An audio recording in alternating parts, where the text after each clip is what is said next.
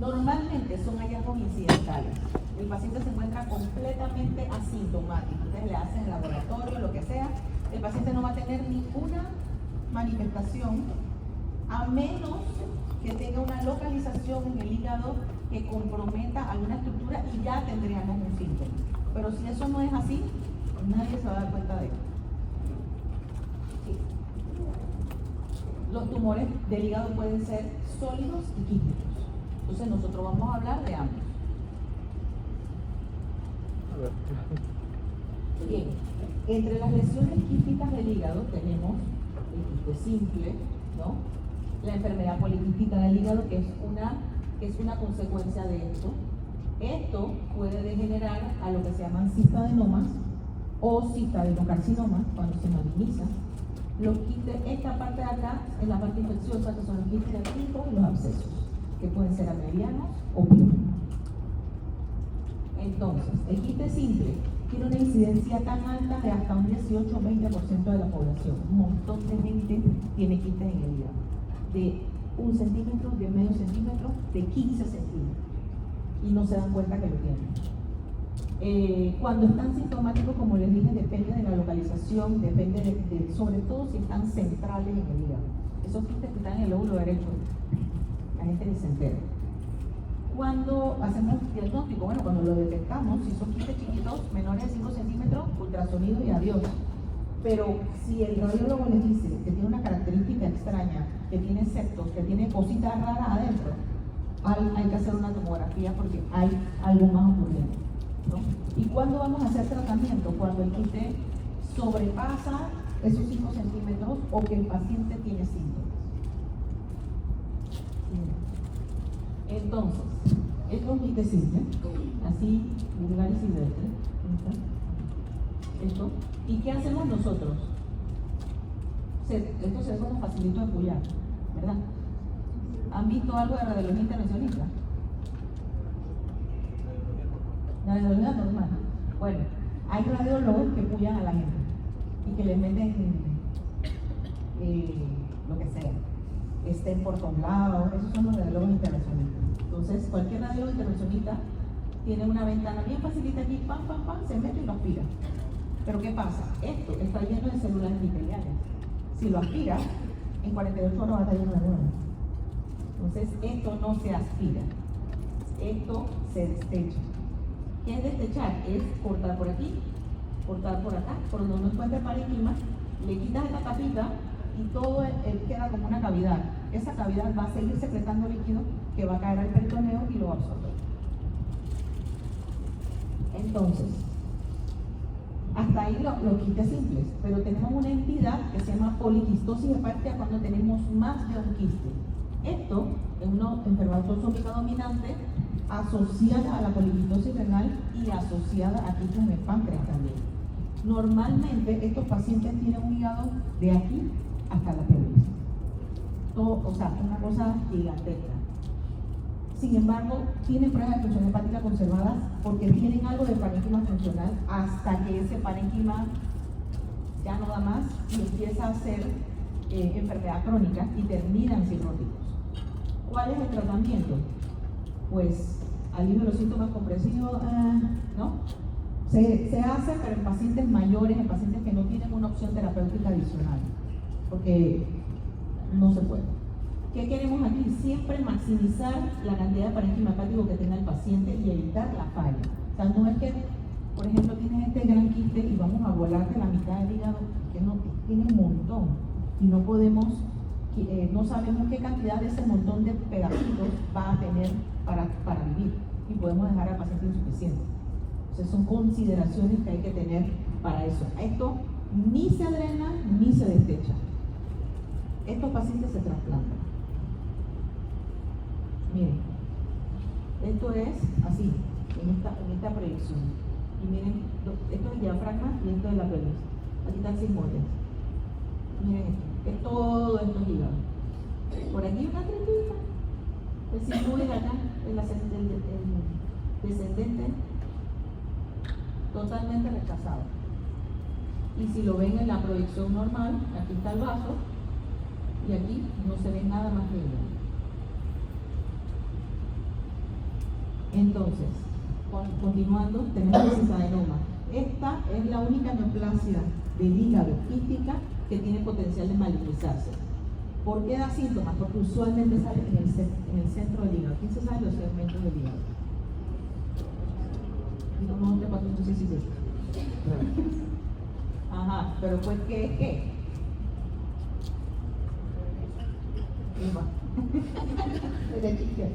¿Cuál es cuál? ¿Cómo son? ¿Cómo se cuentan? ¿Cuál es el 1? ¿Dónde está el 1?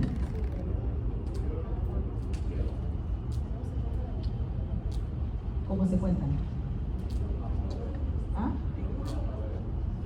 1A, 1B. ¿Cuál es el 1? ¿Quién me dice cuál es el 1? ¿Dónde está el 1? ¿En dónde? En el lóbulo caudado, exactamente ese es el segmento 1. Un aplauso. El segmento 2 está pegado al diafragma del lado izquierdo, el que sigue es el 3 y eso se cuenta como las manecillas del reloj. Lo que tú dices A y B es el 4. 4A arriba hacia la columna, 4B hacia el frente, hacia la vesícula. Después sigue el 5, que tiene el otro pedazo de vesícula, en la esquinita 6, para acá atrás 7, y pegado a la línea media, en el lóbulo derecho, 8. Así está el hígado. Entonces, normalmente estos tumores aparecen en el centro, en el segmento 4, 3 y 8, o sea, bien mal puestos. Son tumores que están sobre las estructuras vitales, sobre el hilo hepático, comprimiendo, y el paciente te debuta con una ictericia obstructiva. Cada vez que llega un paciente con ictericia, uno piensa mal, porque ¿qué más va a hacer? Y te encuentras con estas grandes masas en el centro del hígado. Esto es uno chiquitín, pero mírenlo, aún chiquitín está ¿en qué segmento? No, uno es esto. Uno es esto. Esto sería 2, esto sería 3. Y esto aquí, por aquí está la vesícula o lo que fue, y esto aquí es 4. ¿Ven? ¿Pasa? Ahora miren esto. Esto es de verdad. Esta es una paciente de 35 años y lo rosado es el tumor quístico del hígado. Esto que está aquí es la cava y esta es las venas suprahepáticas. La vena media, cada porción del hígado del lado izquierdo drena a la suprahepática izquierda. Eso lo vamos a ver en la anatomía de la otra charla. La vena media drena los segmentos mediales, el 4, el 8, el 5. Y la derecha, pues el lado derecho completo, ¿no? Entonces mire dónde está esa vena mal puesta.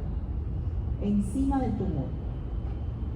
Y esto está directamente abajo hasta la cava. Esta cosa medía como 18 centímetros. Y mírenlo aquí, ya que lo quitamos.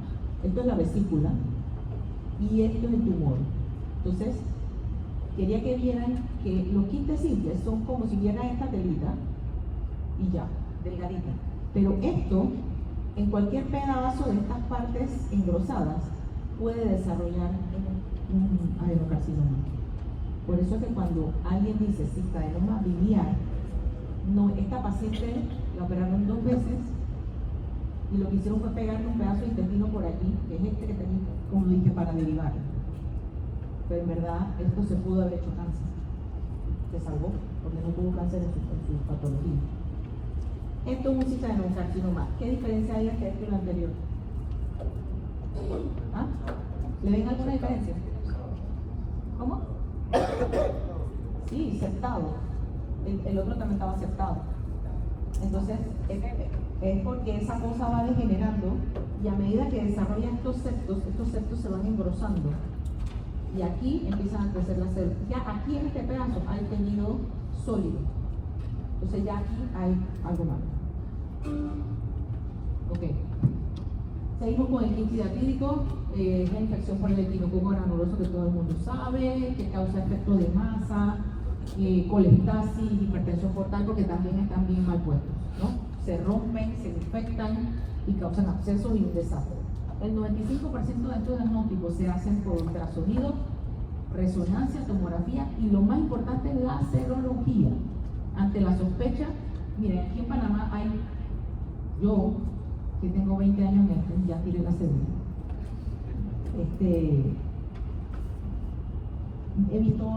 he operado 2 pacientes con quiste hidratólico, real, que no era cuento, que no era del radiólogo que también lo pudo, ¿no? Era real. ¿Por qué? Una paciente ecuatoriana y otra paciente que se fue por allá por el sur, panameña, y que regresó con quiste hidratólico. Esto es súper infrecuente en nuestra latitud porque eso no es endémico de Panamá, pero en España sí y en el sur mucho más. Y no vamos a hablar del ciclo copiapate, pero porque ustedes se lo saben, el Western y todo lo demás, que espero yo. Pero bueno, lo importante es que la serología es el complemento a la técnica de MAS. Esto siempre va a salir positivo en un quiste hidratólico, siempre. Si está negativo, no es un quiste hidratólico. Y todas las investigaciones que se van haciendo van centrándose cada vez más en métodos más sensibles y específicos para detectar la enfermedad y para poder monitorear la respuesta al tratamiento. Entonces ahora, además de las pruebas serológicas, se hace esta prueba inmunológica que es la IgG4, que es esto mide la respuesta inflamatoria a nivel biliar. Entonces con esta prueba podemos detectar este tipo de enfermedades, además de enfermedades inmunológicas raras de la vía biliar. Ok, entonces, el tratamiento. El tratamiento combina varias cosas. Antes era albendazol y listo, ¿no? Esto siempre ha sido el de elección, uno le da un mes, esperas, le haces otra serología, sale negativa, lo operas. Ese es el proceso, ¿no? Pero ¿qué es lo que se quiere ver? O sea, ¿hasta dónde tengo que tratar al paciente? ¿Realmente le tengo que dar un mes? Puede ser suficiente en algunos casos con lesiones muy pequeñitas para curarla. Si yo tengo microquistes de menos de 1 centímetro, no voy a llegar a quitarle un montón de lesiones al paciente. Probablemente con el albendazol sea suficiente, pero sí hay pruebas de ivermectina, praziquantel y otras combinaciones para ver si en efecto se logra llegar a estas alturas. O sea, la hidratidosis es antiquísima y todavía no se sabe exactamente qué combinación de medicamentos lograría no llegar a cirugía. Eso todavía no ha pasado. Lo cierto es que se busca proteínas específicas y enzimas del parásito para poder llevarlo todo hacia la terapia biológica, que es la tendencia para casi todas las enfermedades. Entonces, los procedimientos menos invasivos está la técnica de punción, aspiración, inyección de un agente escolicida y reaspiración. O sea, lo agarro, lo puyo, le meto solución salina hipertónica, lo dejo allí y aspiro. Pero tiene que ser una aspiración efectiva porque las lesiones o las vesículas fijas que están dentro del quiste son grandecitas. Entonces, honestamente, a pesar de que se hace, no es la panacea. La cirugía sigue siendo el buen estándar para el manejo de la hidratidosis, todavía de cualquier tamaño.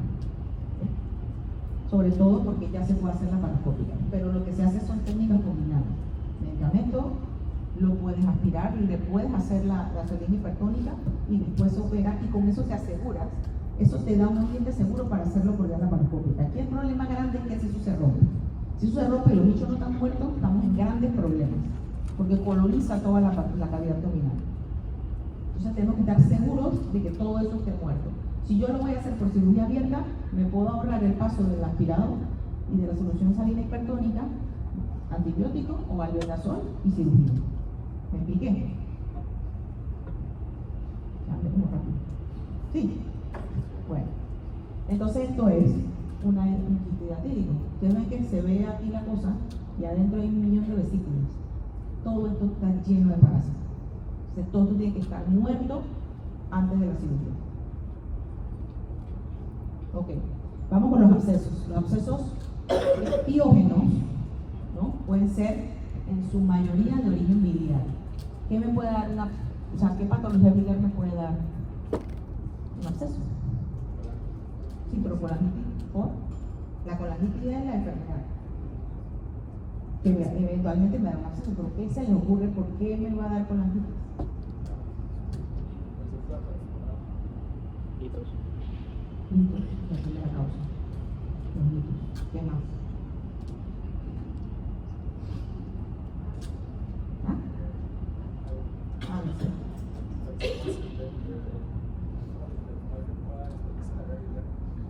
bueno, las infecciones ascendentes se van por aquí, por la porta.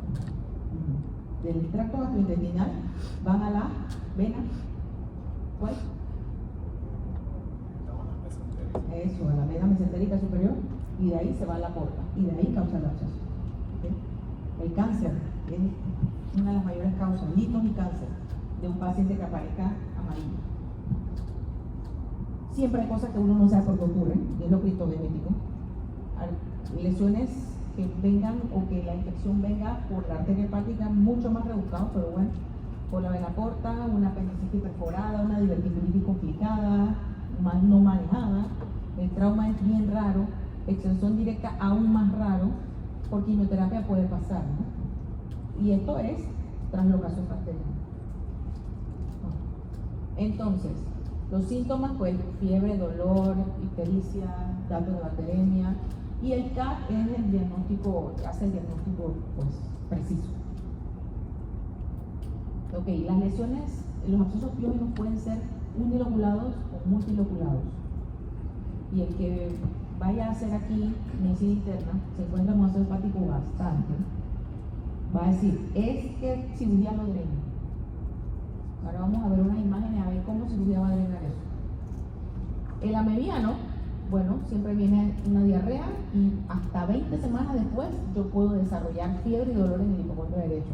Me hacen mi CAT y tengo una lesión que tiene o sea, 95% de veracidad de que voy a tener un diagnóstico de un absceso, ¿no? El tratamiento, drenaje percutáneo, y van a ver la famosa pasta de ancho.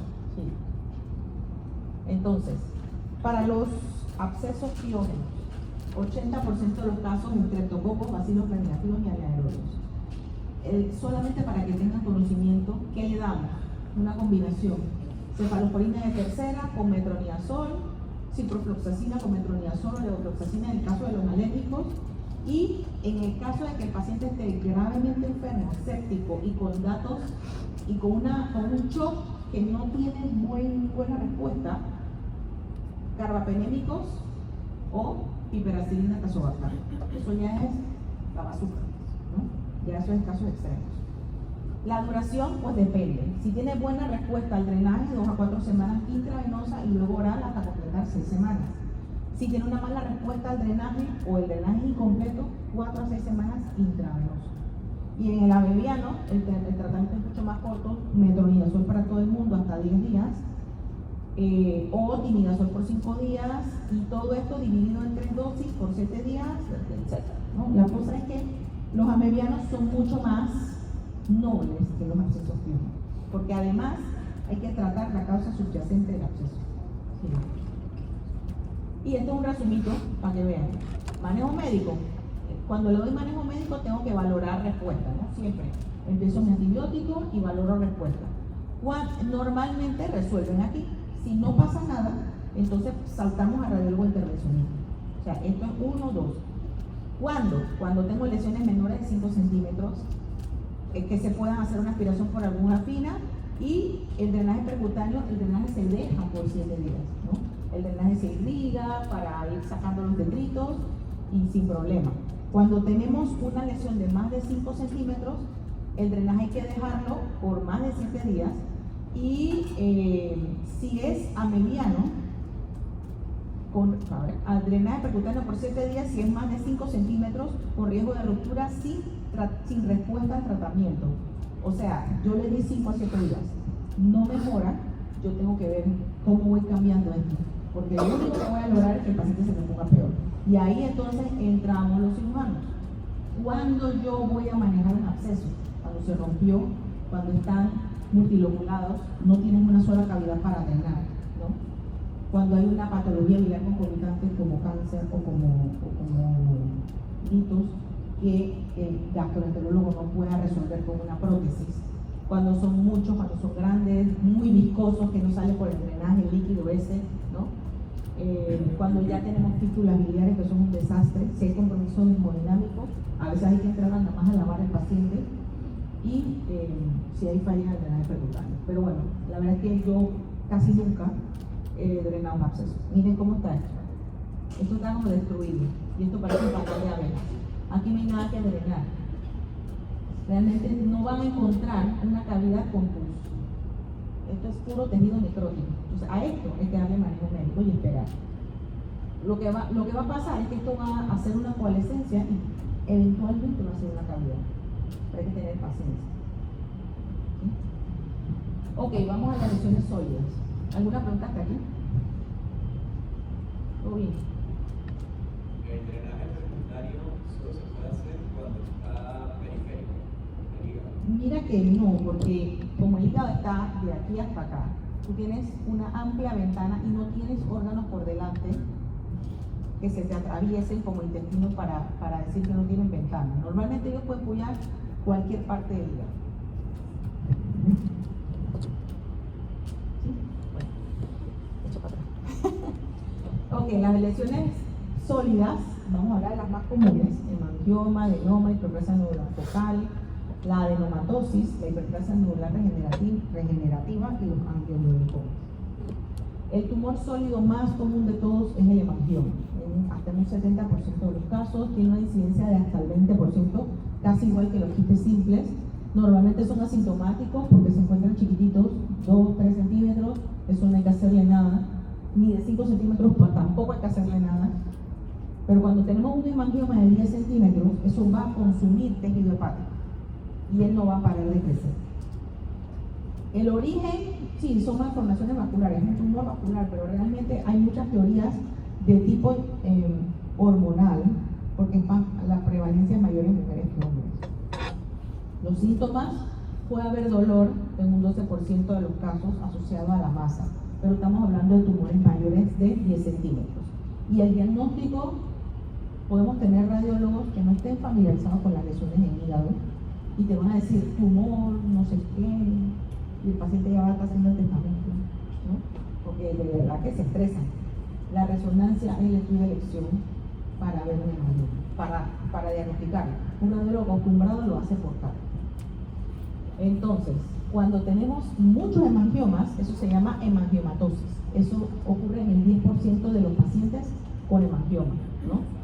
¿Cuál es la complicación? Igualito que una poliquistosis, el hígado, pero lleno de tumores que van a sangrar. Aquí sí está dura la cosa porque no hay nada que apoyar, no hay nada que ayudar. No, la única opción para este paciente es el trasplante. Estos pacientes, en un 35% de los casos, desarrollan un trastorno de la coagulación importante, ¿no? Asociado a la hemangiomatosis. Entonces, se habla de embolización, que disminuye un poco la masa tumoral, radiofrecuencia. Sin embargo, tiene mucho tumor y poco parénquima. Entonces, cuando yo hago una embolización o hago radiofrecuencia, yo tengo que estar segura de que al paciente le va a quedar tejido hepático suficiente para vivir. Si yo agarro y dije, bueno, le voy a matar la porta derecha, puede que no le quede ni 10% de tejido hepático al lado izquierdo y adiós, ¿no? Entonces, aquí la opción no es la nucleación, lo puse para que vean, no es la resección anatómica. La resección anatómica se reserva para los tumores localizados y para una hemangiomatosis y el trasplante hepático. Entonces, eso sí es mal, pero bueno, esto es un solo tumor. Miren esto. Aquí hay un pedacito de lóbulo, mejor. Es un pedacito del lóbulo hepático izquierdo. Aquí dije segmento 7, esto y ya. Este paciente no lo puedo operar porque no le queda reserva hepática para vivir. Al paciente sano yo le puedo dejar hasta un 25% de hígado residual, o sea, le puedo quitarle 75%. Un paciente post quimioterapia le puedo dejar mínimo un 30% de hígado residual. Y un paciente con enfermedad hepática crónica aguanta que le quite hasta un 60%, o sea, le tengo que dejar 40%. Menos de eso, el paciente hace insuficiencia hepática y se muere. Sí. Miren qué bonito se ve aquí en la resonancia. Sí. Ok. El siguiente tumor es la hiperplasia anular focal. Es el tumor sólido más común seguido del hemangioma, ¿no? Hasta un 3%. Son incidentales también, estos no se malignizan, no les pasa nada, pero en un 25% de los casos se asocian a la presencia de un hemangioma, es decir, que están los dos tumores coexistiendo en el mismo hígado, ¿no?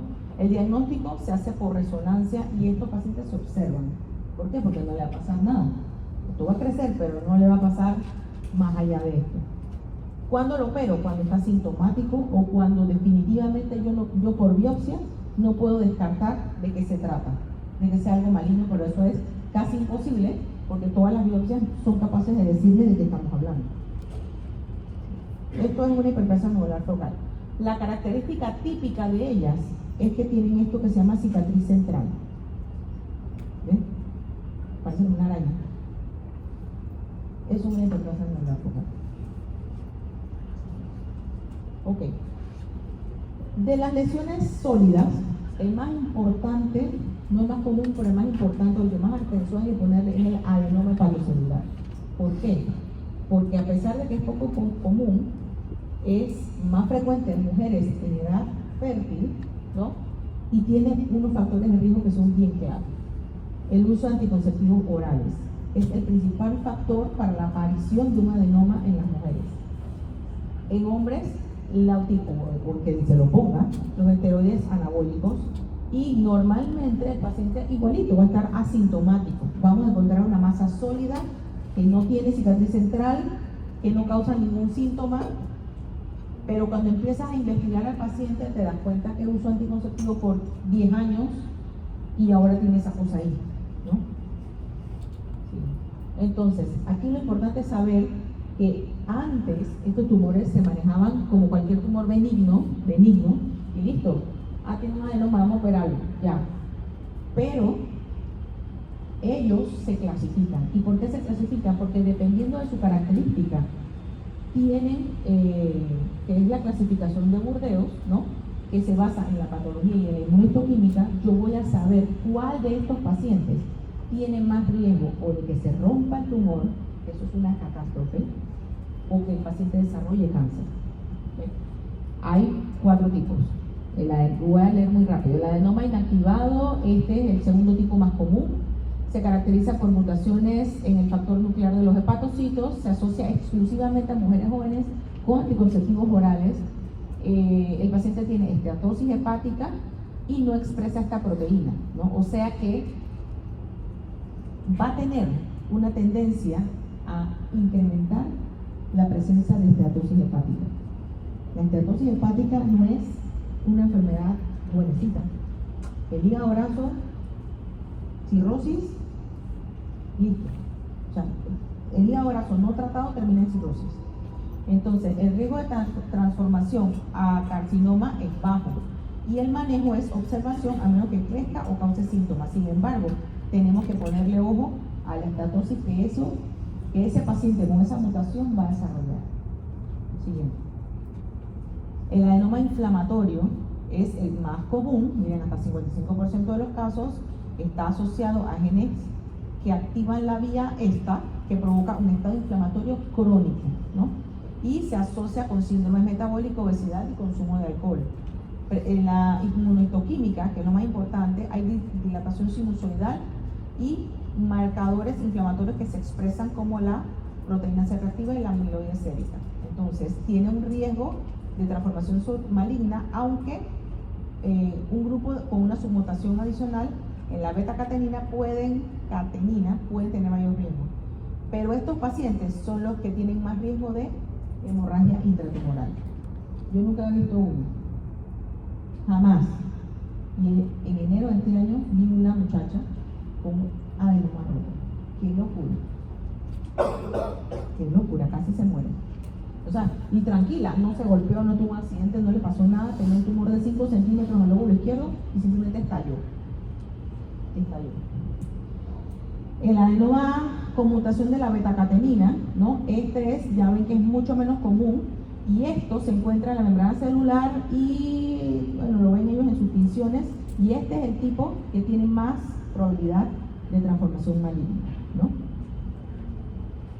si hay un hombre con esta expresión, o sea, un hombre con una masa, que le hace una biopsia y le hace una inmunohistoquímica y sale esto, ese sí hay que operarlo rápido, porque este es el que peor le puede ir. ¿Sí? Y por último, el no clasificado, que representa el 10% de los casos, no, este no tiene nada, no hay ninguna expresión de ninguna inmunohistoquímica, por lo tanto sus riesgos tanto de malignidad como de hemorragia son bajos. Y hay una cosa que quiero que les quede en la cabeza, la inmunohistoquímica. Antes, hoy hablo de antes, biopsia y patología. Hay que tener presente que a estas lesiones hay que hacer la inmunohistoquímica para poder tipificarlas. No solamente las benignas, cualquiera. ¿Ven? Sí. Entonces, normalmente no tenemos elevación de marcador tumoral.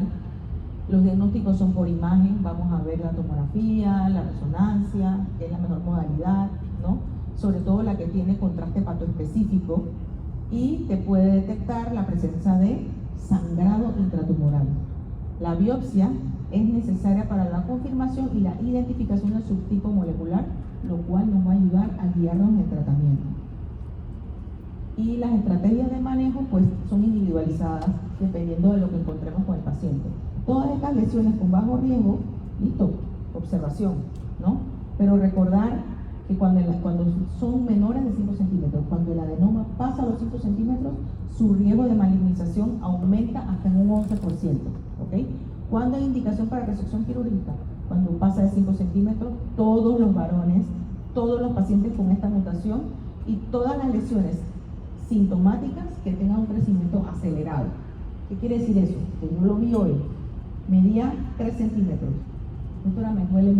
No, haces un ultrasonido. En el ultrasonido mide 5 y han pasado 3 meses. Hay que operar. Mide 4 y medio. Hay que operarlo. ¿Por qué? Porque creció demasiado rápido. Eso no es normal. Esto se llama crecimiento acelerado. El pronóstico, bueno, ya saben, el riesgo de malignización es raro, pero es mayor en hombres y en las lesiones que tienen esta mutación. Hay que vigilar con resonancias anuales a los pacientes de bajo riesgo, y el pronóstico usualmente es favorable cuando lo quitamos a tiempo. El paciente se opera y sigue su vida como si nada.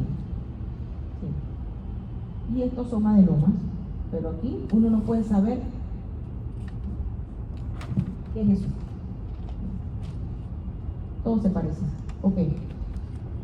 En un 33% de los pacientes con adenoma hay más de un adenoma. Estos pacientes tienen una cosa que se llama adenomatosis hepática, y cuando uno los busca vas a tener por lo menos 10 tumorcitos de estos, ¿no? Los síntomas son similares, el diagnóstico se hace por resonancia y el tratamiento es quirúrgico, sobre todo en estas mismas características. ¿A qué tumor le vamos a prestar atención? Al que mida más de 5 centímetros. Puede tener 15, pero 14 de 1 centímetro y uno de 5, ese es el que vamos a quitar. ¿Ok? Como aquí. Miren esto.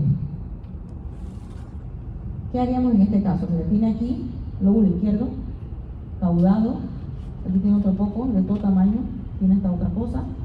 Esto puede medir como, esto mide como 7, esto mide como 4, 2, 3. ¿Qué hacemos? Tratamos el de 7. ¿Y este de 4 no?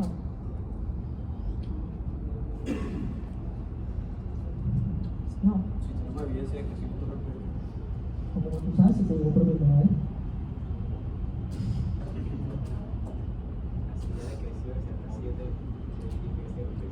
Eso va a crecer, ¿eh? Ajá.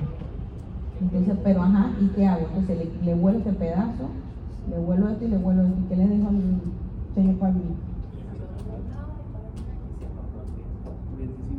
¿Dónde lo vas a sacar? Si tiene, miren, tiene esto tapizado aquí de puntitos. Miren. Lista de trasplante. Ese paciente no lo veo, porque no hay manera, miren, ¿ven? ¿Dónde? No hay hígado, no queda nada. Aunque sea enfermedad benigna, es una indicación de trasplante. Entonces, por último, la hiperplasia anular regenerativa. Tejido hepático normal transformado en nódulos de regeneración separados por áreas de fibrosis. ¿Esto dónde pasa? En los pacientes cirróticos. Tienen todo el hígado hecho leña y por allá tienen unos hepatocitos ahí que normal. Ahí crece un nodulito chiquitito, pero como está rodeado de tejido malo, parece cáncer y se llaman nódulos de regeneración. ¿Ok? Se presentan hasta en un casi 2.6% de los pacientes cirróticos. Por eso dice solo en presencia de hipertensión portal hay que biopsiarlos, porque los pacientes cirróticos, así como hacen esto, hacen hepatocarcinoma y se parecen, es igualito. ¿Ok? Y el tratamiento, pues trasplantarlo. Esto no es que hay que tratar el tumor, sino que eso es una manifestación de una enfermedad crónica. ¿Ven? Miren.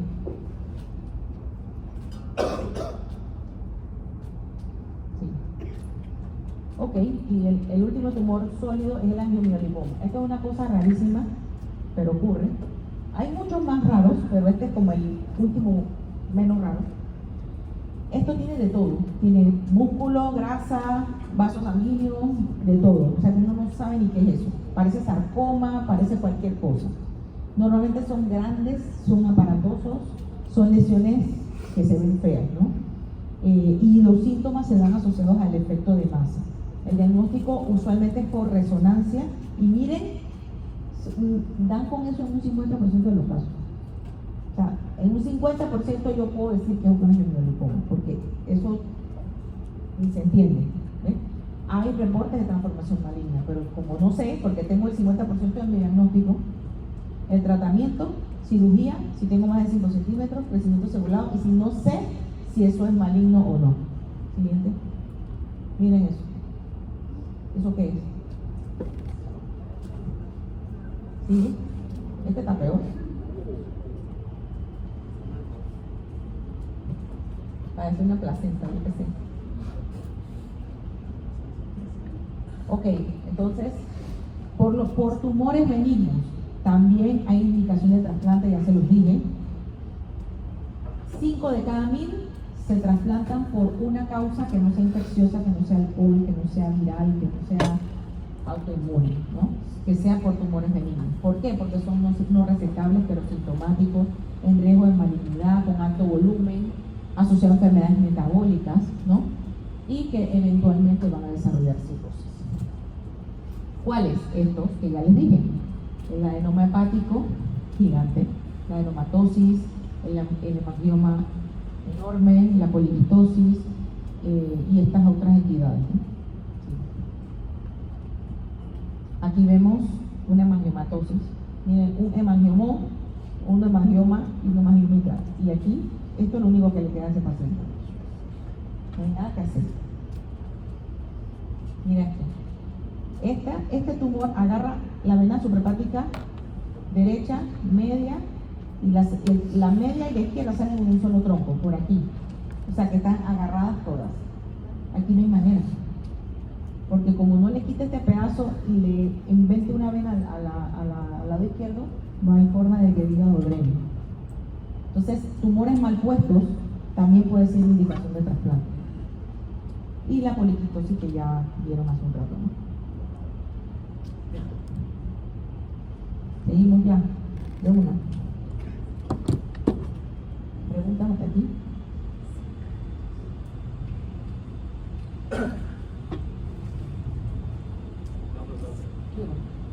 ¿Qué tan difícil es aquí en Panamá conseguir trasplante de hígado? Pero me acaba de dar así como en el núcleo de